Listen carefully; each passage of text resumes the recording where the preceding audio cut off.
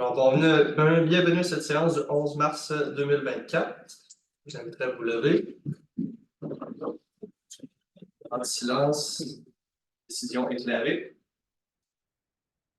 Se rasseoir. Donc, à noter aussi l'absence de Vanessa Roy ce soir. Ça va être moi, Frédéric Poulin, qui va mener la séance. Donc, ça va me prendre quelqu'un pour l'ouverture de la séance. Est-ce que c'est unanime? Oui. Point 2, petit peu spécial. Guylaine. OK. Séance ordinaire du 11 mars 2024, 20h. Le jour de la séance, vous pouvez consulter l'ordre du jour dès midi au www.munlaguadeloupe.qc.ca. Vous pouvez poser vos questions ou commentaires dg@munlaguadeloupe.qc.ca. Tout le monde est bienvenu. Tout le monde peut venir assister à la séance. Ça commence à 20h. Vous êtes tous les bienvenus. Diffusion des séances du conseil, c'est maintenant sur YouTube.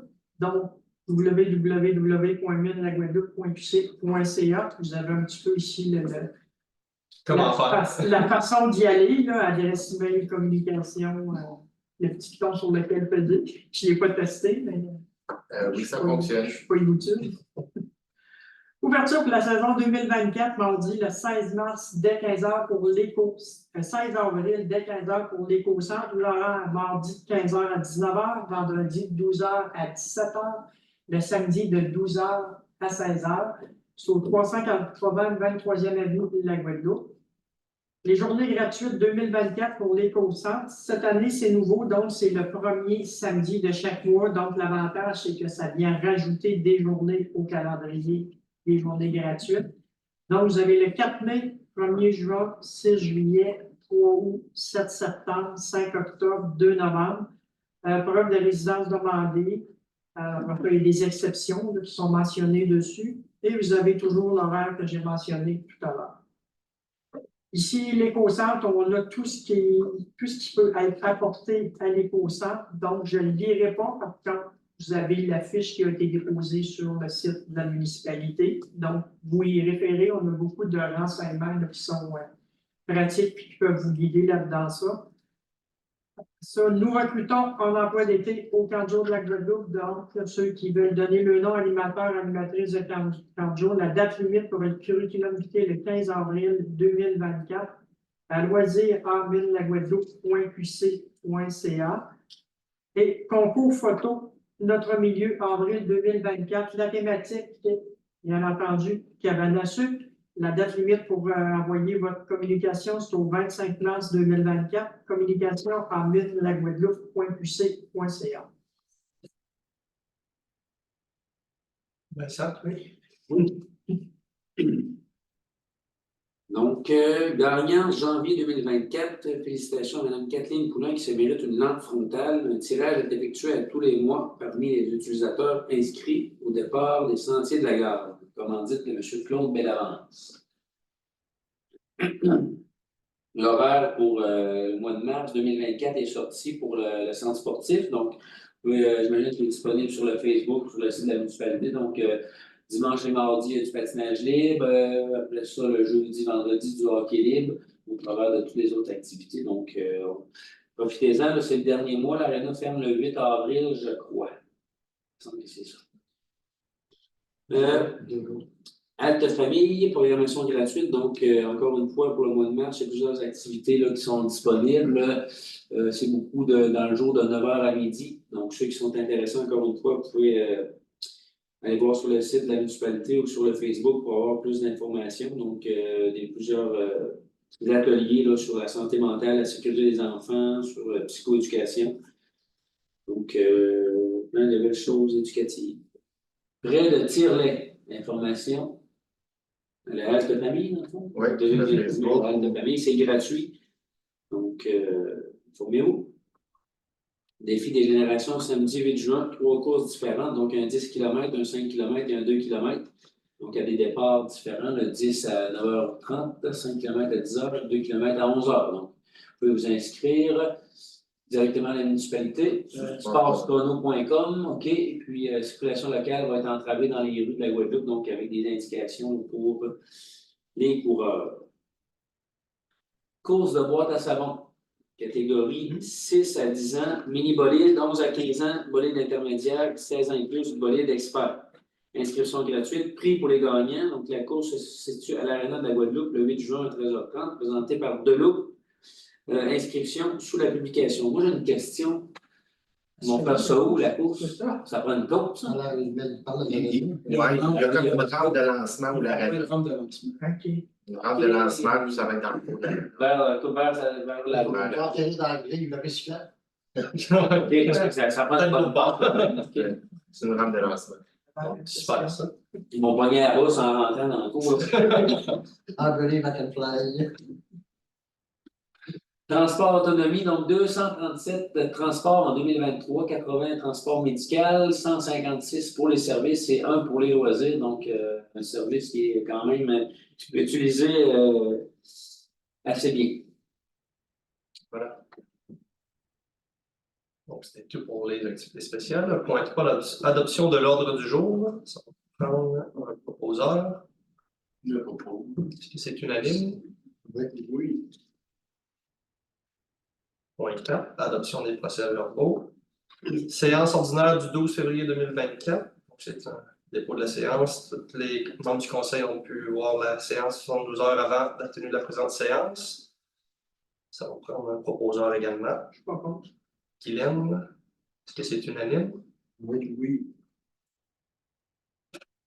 Point 5, correspondance, bordereau 5.1, bordereau de correspondance. À noter, là, on a eu plusieurs dépôts. Là. On a doté deux principalement, là, deux subventions, dont une pour notre local du loisir à l'Arena, au montant de 112 649 $. Une subvention qui était le Prabam. On a également eu une subvention pour la 26e avenue, au montant de 110 756 $ au fédéral. Et provincial, même montant également, mais qui est versé sur 20 ans. Donc, deux bonnes nouvelles, là, des subventions qui ont rentré. Point 6, hygiène du milieu, 6.1. Carl, sur le rapport mensuel du tonnage.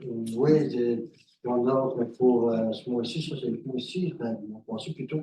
C'est pour combien de semaines, ça, le mois passé? 4 semaines. 4 semaines? ouais. Déchets industriels et commerciaux, on a 18,69 tonnes. On peut le comparatif, c'est parce que le comparatif 2024 à 35,7 tonnes versus 2023 à 27,03 tonnes. Donc, quand même une certaine augmentation. Déchets résidentiels, 31,79 tonnes, 43,97 tonnes de cumulatifs en 2024 versus en 2023 pour 42,70 tonnes. Là aussi, on a quand même une grande augmentation, 3%, c'est quand même négligeable. Total enfouissement, ouais, on va se dire, 50,48 tonnes pour cumulatif de 119,04 tonnes versus 2023, 69,73 tonnes pour une augmentation de 13,4. Matière compostable, 2,88 tonnes. Non, c'est pas beaucoup, mais on comprend que c'est tout clé dans le bec. Bon, Le prochain mois devrait s'améliorer. On a un cumulatif de 5,90 tonnes versus 8,88 tonnes en 2023. On a quand même un déficit de 33,6 %. Matériaux secs et mélangés, ben, je soulignerais quand même matière compostable. On essaie de quand même maintenir ça le mieux qu'on peut malgré le contexte de la température, quoi que ça s'améliore, mais bon, on devrait remonter la moyenne. Matériaux secs et mélangés, 19,77 tonnes pour un cumulatif de 38,10 tonnes versus comparatif à 2023 à 52,18 tonnes. Ça, on a quand même un déficit de 27 %. Recyclage industriel et commercial, 12,44 tonnes. On a un cumulatif de 22,89 tonnes versus 2023, 25,09 tonnes pour moins 8,8 %. Recyclage résidentiel, 8,97 tonnes, cumulatif de 19,89 tonnes pour un comparatif de 21,77 tonnes. Donc, on est en moins de 8,2 %. C'est bien. Point 7, sécurité publique. 7.1, dépôt du procès-verbal d'une rencontre du membre du comité incendie.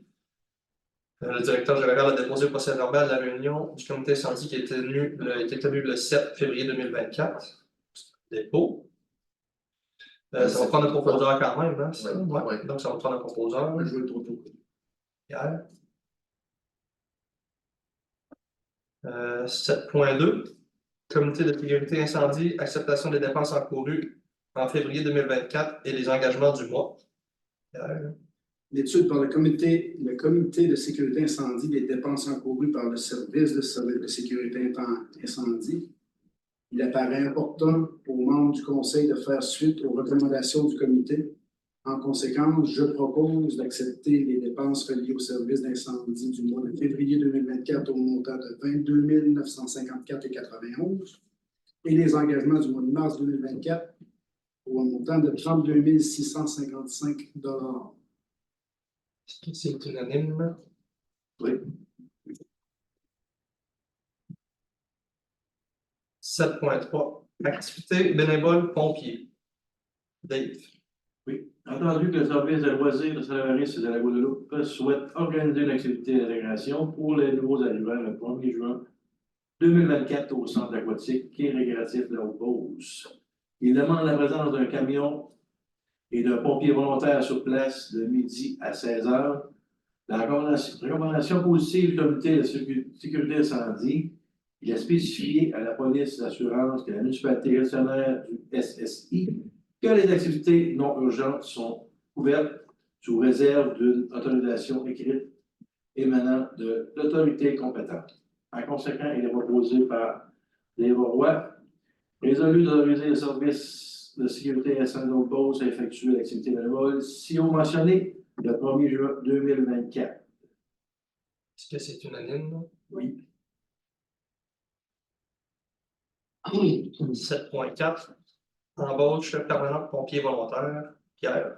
Entendu que la période de probation de 6 mois des pompiers volontaires suivants est arrivée à échéance. Karine Veilleux, William Grégoire et Samuel Lessard. Entendu la satisfaction des exigences par le directeur incendie et les recommandations du comité. Attendu que M. Samuel Lessard est déjà premier répondant et que ses disponibilités sont limitées pour accepter au titre de pompier volontaire, je propose et résolu de procéder à l'embauche permanente des pompiers volontaires suivants. Karine Veilleux et William Grégoire. M. Lessard a pas assez de temps à nous consacrer dans cette situation. Bien, est-ce que c'est unanime? Oui. 7.5, ça je l'ai. Est-ce que je peux moi-même le poser dans le fond? Oui, ok, d'accord.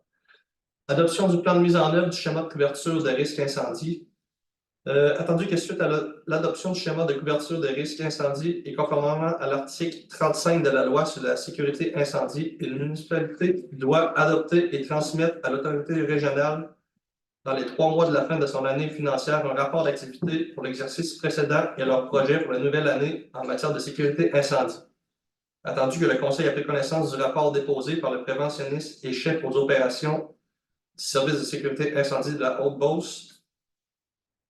En conséquence, je propose, Frédéric Poulain, est résolu d'adopter le rapport de plan de mise en œuvre pour préparé par le préventionniste au chef aux opérations SSI Haute-Beauce et d'en transmettre une copie à la MRC Beauce-Sartigan. Excuse, Frédéric, je ne peux pas proposer tant comme pour moi. Mais c'est ça que je me demande. Oui, il n'y a pas de problème parce que en fait, il préside la réunion là. Il ne peut pas s'appeler un proposeur. Non, il ne peut pas. Non. Ah, Ben, c'est pour ça. ben, je pensais que oui. Mais sinon, Le maire, le pro-maire ne peut pas proposer. OK. Guylaine va proposer. Bon, super. Est-ce que c'est unanime? J'étais sûr que Ben, oui. c'est Guylaine qui l'a. 7.5, c'est unanime, c'est bon. Point 8, infrastructure, travaux publics. Travaux publics, ils ont tenu une séance le 27 février 2024. C'est déposé. 8.2, demande d'annulation, taxe d'eau. Dave. Oui, à la demande déposée par M. Sylvain Roy, représentant de Gestion Sylvain, nouveau propriétaire de la résidence située au 594 13e Avenue, pour un ajustement des montants d'aqueduc et d'égouts inscrits au compte de taxe 2024. Que le propriétaire précédent a rencontré le comité de l'eau publique afin d'expliquer qu'une fuite d'eau est survenue au sous-sol alors que la maison était inhabitée et en vente. Que la consommation peut être divisée par le propriétaire. Je suis propriétaire. Ou certains non. Non. Non. Aqueduc, 897,60 et égouts, 897,60. Gestion Silma, 124,80. Aqueduc, égouts, 124,80. Entendu la recommandation du comité des travaux publics, conserver le montant d'eau, soit de 897,60 et corriger le montant de taxes d'égout et facturer la moyenne des 2 dernières années, soit 89,44.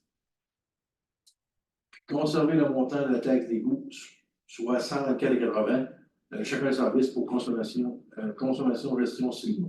En conséquence, il est proposé et résolu d'accepter la recommandation des membres du comité des travaux publics et d'autoriser le greffier d'Osorier à effectuer la correction au compte de taxe 2024 à la propriété 594 13e avenue. Est-ce que c'est unanime? Oui. Oui. C'est peut-être important aussi d'aviser le monde que quand une maison est inhabitée comme ça, soit qu'il y a le voir très, très, très souvent si tout est normal ou qu'il coupe l'eau pour éviter justement des situations comme ça. Parce que là, il y avait comme un bris. Là, si le bris est dans la cave, ça se donne, ça va, mais quand c'est au rez-de-chaussée, ça brise la maison. C'est ça. Soit vous coupez l'eau, vous allez voir au moins tous les semaines pour savoir si tout est normal pour éviter justement des situations comme ça, puis des risques qui auraient pu être pires que ça aussi. Juste peut-être une petite recommandation. Bien d'accord. 8.3. Soumission de transport Adrien Roy et fils.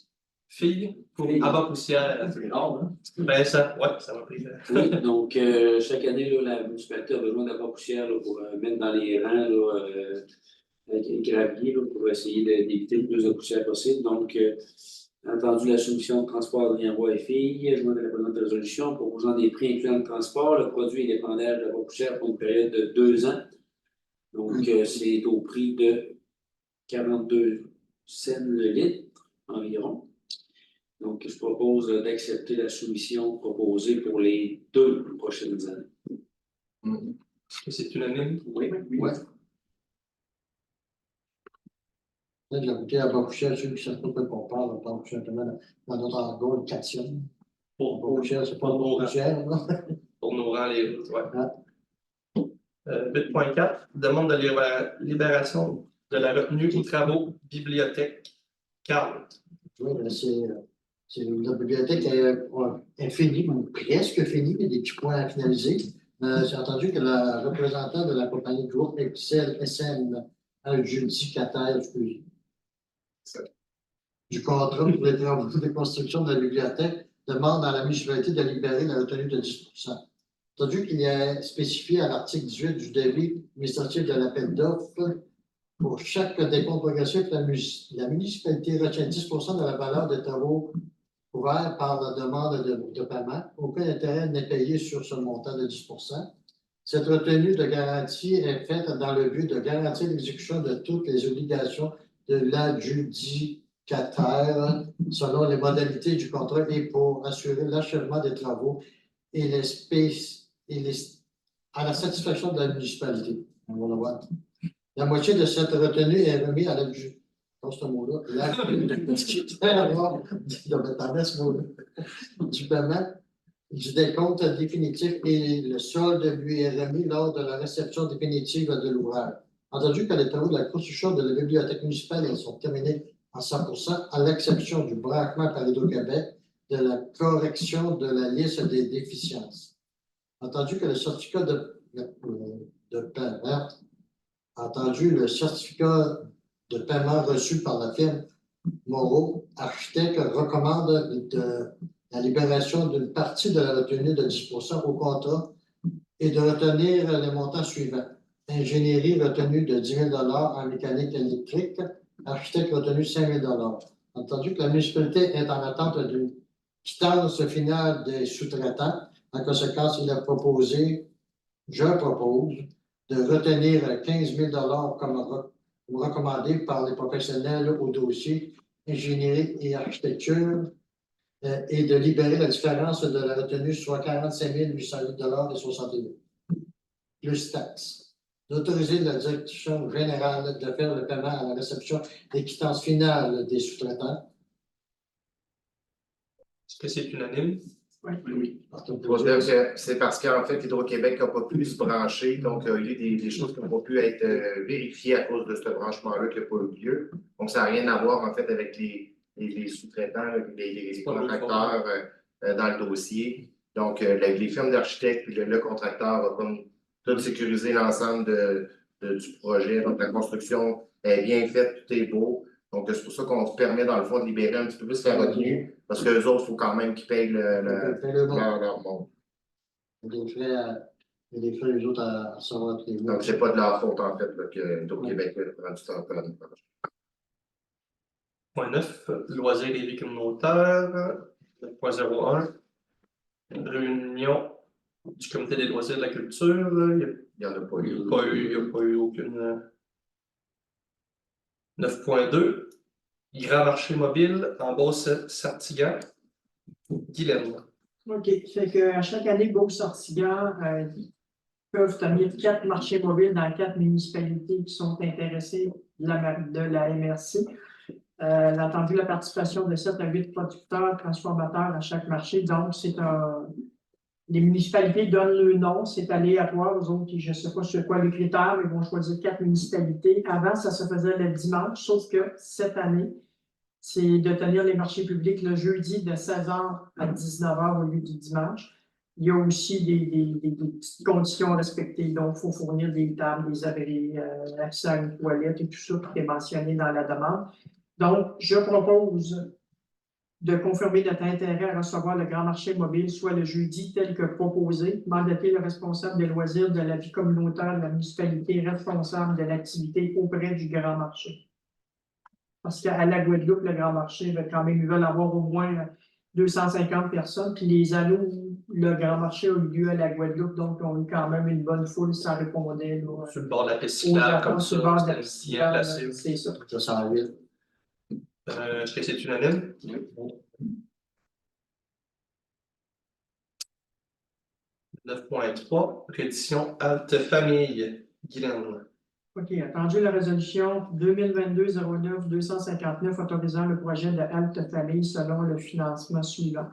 Donc, on avait eu politique de développement du territoire 40 258, municipalité 5 795, partenaires financiers 22 100. Donc, il y avait eu une première tranche qui avait été versée 75% du projet. Donc, comme il y a un an de fait, le projet se doit de déposer une reddition de compte. Donc, c'est d'adopter le rapport financier global, politique de développement territoire, halte famille pour la dépense réelle, 60 243,17, répartie comme suit. Politique de développement du territoire, 40 258, municipalité de la Guadeloupe, 0, partenaire 20 083,36, puis d'autoriser la direction générale à apposer sa signature au rapport global, politique de financement du territoire, halte famille. Le projet Halte Famille est quand même un projet qui va très bien. Il y a de plus en plus de monde. Le projet se fait quand même connaître. Il y a beaucoup de personnes de l'extérieur. J'ai même assisté une couple de fois à des rencontres. Donc, très intéressant. Très intéressant pour tout le monde, finalement. Fait que ça va bien pour le projet Halte Famille. Là.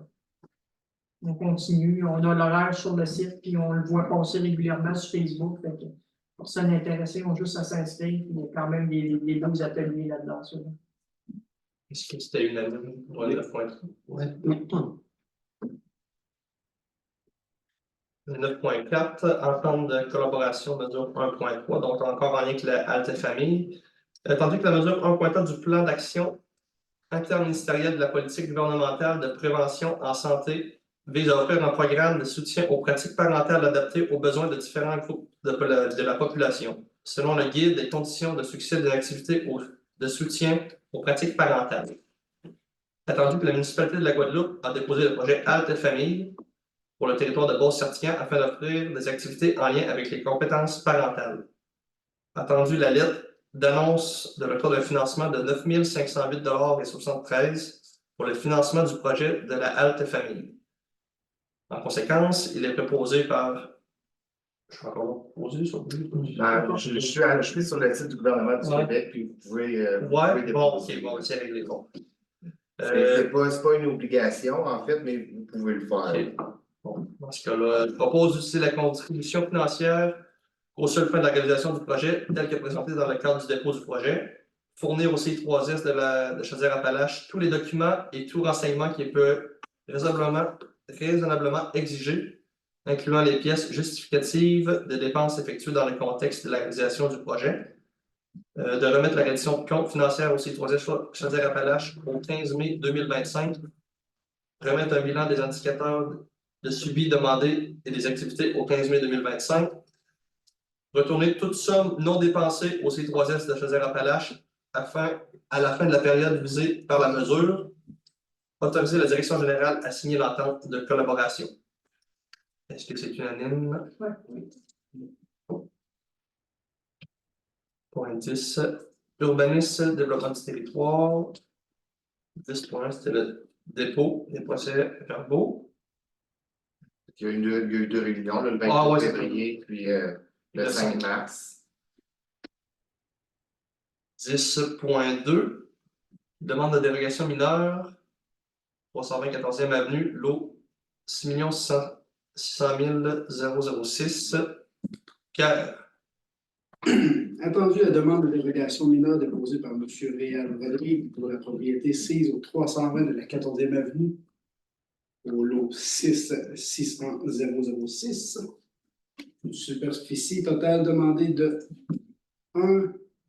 1600 pieds carrés, garage détaché de 960 pieds carrés, abri d'auto contigu 640 pieds carrés. Superficie autorisée au règlement article 4.3.1 du règlement de zonage numéro 373-2007 pour un garage privé ou abri d'auto comme usage complémentaire au bâtiment principal. La superficie maximale correspondant à 80% du bâtiment principal, soit 1020 pieds carrés, 1020,4 pieds carrés dans le cas présent. Attendu, la superficie demandée excède de plus de 55%, c'est autorisé au règlement de zonage. Attendu, les explications données par M. Rodrigue au comité consultatif d'urbanisme afin de justifier sa demande. La recommandation qui en suit, en conséquence, je le propose et résolu d'autoriser la dérogation selon la recommandation du CCU avec une superficie moindre que celle demandée par une superficie maximum de 1216 pieds carrés, soit 38 pieds par 32, incluant le garage abri d'auto. Est-ce que c'est unanime? Oui. Il y avait la vague d'offrir. On sort les gosses. 10.3. Pour ton bonheur. Oui. Ouais. Ben, pas le choix. Ouais. 10.3, vente de terrain, lot 5-666-527, la 18e avenue. Pierre. Attendu, l'offre d'achat déposée par M. Pierre-Luc Gosselin et M. Tommy Roy pour le terrain appartenant à la municipalité situé sur la 18e avenue, terrain identifié au plan. On peut-tu voir le plan avec... pas vraiment, je sais pas là. Au lot 666-527, la façade 38,77 mètres, profondeur de 29,26 mètres, superficie totale de 1126,10 mètres carrés, prix offert 29 300 $. En conséquent, il est proposé et résolu par M. Pierre Combe d'accepter l'offre d'achat de M. Pierre-Luc Gosselin et M. Tommy Roy pour le lot 5-666-525 aux conditions suivantes. Le prix de vente de 29 300 $. Les frais d'arpenteur et de notaire seront assumés par les acheteurs, de signer l'acte de vente devant le notaire choisi par les acheteurs. Les acheteurs s'engagent à construire un bâtiment principal sur le dit terrain dans les délais de 24 mois suite à la signature du contrat. Sinon, la municipalité de la Guadeloupe pourra reprendre en rétro-possession le terrain non bâti au même prix que la vente. Si les acheteurs souhaitent revendre le terrain alors qu'il est toujours vacant sans bâtiment principal, la municipalité de la Guadeloupe aura une préférence d'achat et pourra le racheter aux mêmes conditions que la présente vente. d'autoriser Mme Vanessa Roy, mairesse, et M. François Nadeau, directeur général, à signer les documents légaux relatifs à cette vente. Est-ce que c'est unanime? Ouais. 10.4, regroupement de l'Office d'habitation Chaudière-Appalaches. Donc, c'est un gros regroupement. Là, je vais vous nommer tous les offices qui se regroupent. Là. Regroupement de l'Office d'habitation des Appalaches, de l'Office municipal d'habitation du Granit, l'Office d'habitation du sud de la Chaudière, l'Office municipal d'habitation du sud de Lotbinière, l'Office municipal d'habitation du nord de Lotbinière et l'Office régional d'habitation de la Nouvelle-Beauce. Donc, c'est tout un gros regroupement qui va avoir lieu. Attendu que les offices d'habitation présenteront conformément à l'article 58.1 de la loi sur la Société d'habitation du Québec une requête conjointe au lieutenant-gouverneur du Québec pour la délivrance des lettres patentes confirmant leur regroupement selon les termes et conditions d'une entente de regroupement. Attendu qu'il y a lieu d'émettre pour la municipalité de la Guadeloupe une recommandation favorable à ce regroupement. Donc, je propose favorable à ce regroupement. Ça va prendre également quelqu'un qui appuie ma demande, Guylaine. Donc, ça va être proposé par moi-même, appuyé par Guylaine. Donc, en conséquence, il est résolu que le Conseil recommande favorablement le regroupement de l'Office d'habitation des Appalaches de toutes les offices que j'ai nommées tout à l'heure, en fait. Est-ce que c'est unanime pour tout le monde pour le regroupement? Oui. Donc, ça va de plus en plus vers ça, les regroupements. C'est là pour sauver des frais et être plus efficace. Point 11. Ressources humaines. 11.1. Embauche de responsables des loisirs, culture et vie communautaire, Guylaine. Qui a attendu l'affichage lancé par la municipalité afin de combler le poste de responsable loisirs, culture et vie communautaire. Attendu les candidatures reçues, on remercie parce qu'on a eu quand même au-dessus de 30 candidatures pour le poste en loisirs, 34.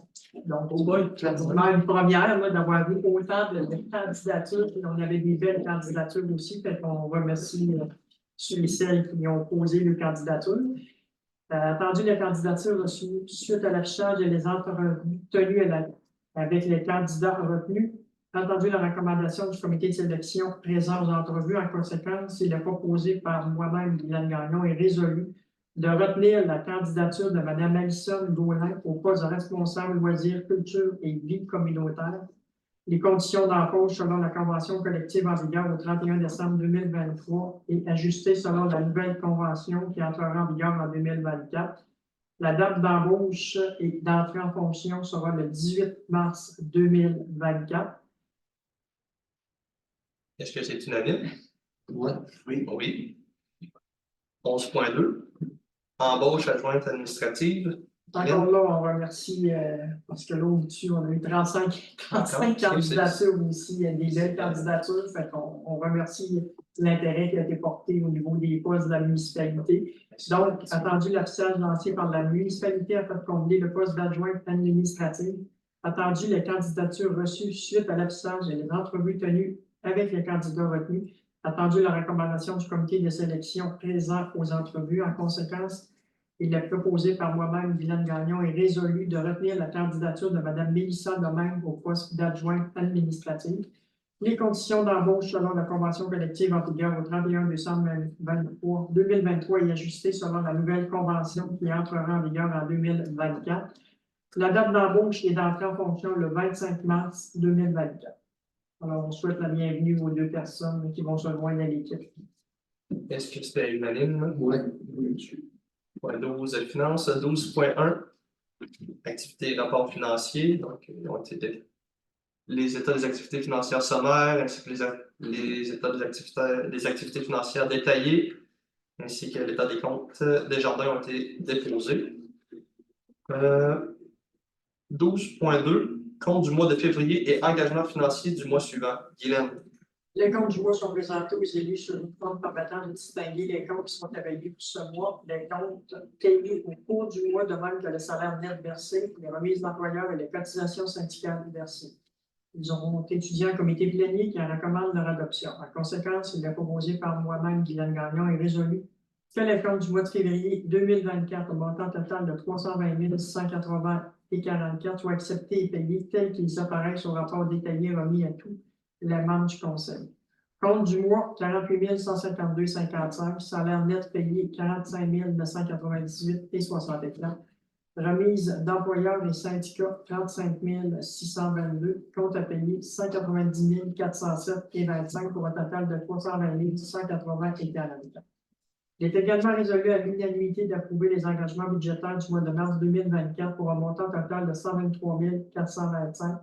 Ces engagements ne comprennent pas les dépenses incompressibles comme les contrats, électricité, téléphone, ni les dépenses urgentes à être autorisées par réquisition. Que c'était unanime. Oui. 12.3 de dons. Et comment dire, on n'a eu aucune demande de déposer ce mois-ci. 12.4, abrogation de la résolution 2022-05-138. Vincent. Oui, dans le fond, c'est qu'il y avait une aide financière de soutien qui avait été accordée là, à la gestion ILD. Et puis, dans les conditions, c'était inscrit que la subvention n'était pas transférable. Donc, en tout, en partie à un tiers. Donc, attendu que gestion ILD a été vendue à une compagnie, la compagnie 93 71 19 84 Québec Inc. Donc, il est résolu, je propose d'abroger la résolution et d'annuler la subvention. Donc, on pourra peut-être se rencontrer avec la nouvelle compagnie pour peut-être une autre entente, mais pour celle-là, malheureusement, en raison de la vente de l'entreprise, ça ne sera pas possible. Côté légal, en fait, on approche. Donc, est-ce que c'est unanime pour 12.4? Oui. 13, législation. 13.1, avis de motion règlement 546-2024, modifiant l'urbanisme. Pierre. Monsieur Pierre Grondin, conseiller au siège numéro 1, donne avis de motion qui sera adopté lors d'une séance subséquente. Le règlement portant le numéro 546-2024 modifiant le règlement numéro 370-2007 du plan d'urbanisme et les caps qui lui sont affectés. L'objet de ce règlement a pour but de modifier les affectations suivantes. Le secteur de la 13e avenue, agrandir l'affectation commerciale. Secteur 10e rue Ouest, autoriser l'usage communautaire dans l'affectation résidentielle. Secteur 17e et 18e rue Est, changer l'affectation commerciale en affectation résidentielle. Et le secteur de la 26e avenue et 4e rue Est, changer une partie de l'affectation commerciale en affectation résidentielle. Parfait. Ça, c'était un avis. 13.2. Avis de motion règlement 547-2024, modification de zonage.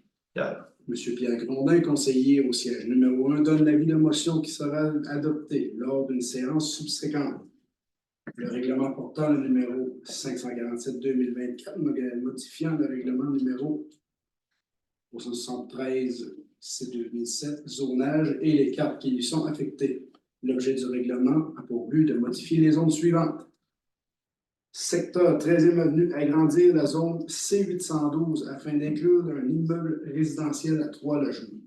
Secteur 10e rue Ouest, autoriser l'usage communautaire dans une partie de la zone R305. Secteur 17 et 18e rue Est, une partie de la zone C703 en zone résidentielle à 300. Le secteur 26e avenue et 4e rue Est, changer une partie de la zone C819 en zone résidentielle R300 et R400. Secteur 4e rue Est, changer une partie de la zone I907 en zone résidentielle 300. Secteur 18e avenue, changer une partie prolongement de la zone R402 en zone résidentielle à 300. Modifier certaines normes du règlement de zonage numéro 373-2007, principalement sur les points suivants. Les droits acquis, la construction de bâtiments accessoires, les usages autorisés dans certaines zones, les constructions prohibées et l'usage complémentaire. Bien. 13.3. Déclaration des intérêts pécuniaires scrutin 2022-02 13-27. Dave. 13-3. Entendu que le directeur général déclare avoir reçu la déclaration d'intérêt pécuniaire de M. Frédéric Poulin, élu lors du scrutin 2022-02-27. En conséquence, il est proposé par des lois résolues de joindre cette déclaration au relevé annuel des déclarations d'intérêt pécuniaire pour l'année 2024 et de transmettre une copie certifiée conforme de ce relevé au ministère des Affaires municipales et d'Habitation en respect à l'article 300.2 de la loi sur les élections référendum du Québec. C'est unanime. Oui, ouais. De toute façon, c'est lui que je t'avais été élu après le temps. Plus tard, c'est pour ça que je suis pas en même temps que tout le monde. Ça a été fait, mais là, moi, je suis d'accord. 2 mois plus tard. 13.4. Nomination des membres siégeant sur le comité de finances. Dave. Oui, entendu qu'il y a eu de nommer des membres du conseil siégeant sur le comité des finances de la municipalité. En conséquence, il est proposé résolu de nommer Mme Glenn Gagnon et Carl Boilard, membres siégeant au sein du comité des finances pour l'année 2024. Est-ce que c'est unanime? Oui, on est bien sûr. Non. Non? On aurait quelqu'un d'autre. C'est correct? Ouais. Paragraphe pour l'année 2024. Point 14, d'hiver, le sujet. 15, 4 périodes de questions. Monsieur Réal, avez-vous des questions pour nous aujourd'hui? Non? On Bon. vous remercie, on a au moins Ouais, ça. c'est rare ça d'avoir avec des nous. spectateurs, donc c'est bien. On vous invite à venir nous voir plus souvent. On invite la population à venir nous voir sur place. Maintenant, tes amis. Un petit café. Point 16, clôture et lever de la séance. Ça va me prendre un proposeur. Je propose. Carl. Ok. Merci. Et la prochaine. Merci tout le monde. Super.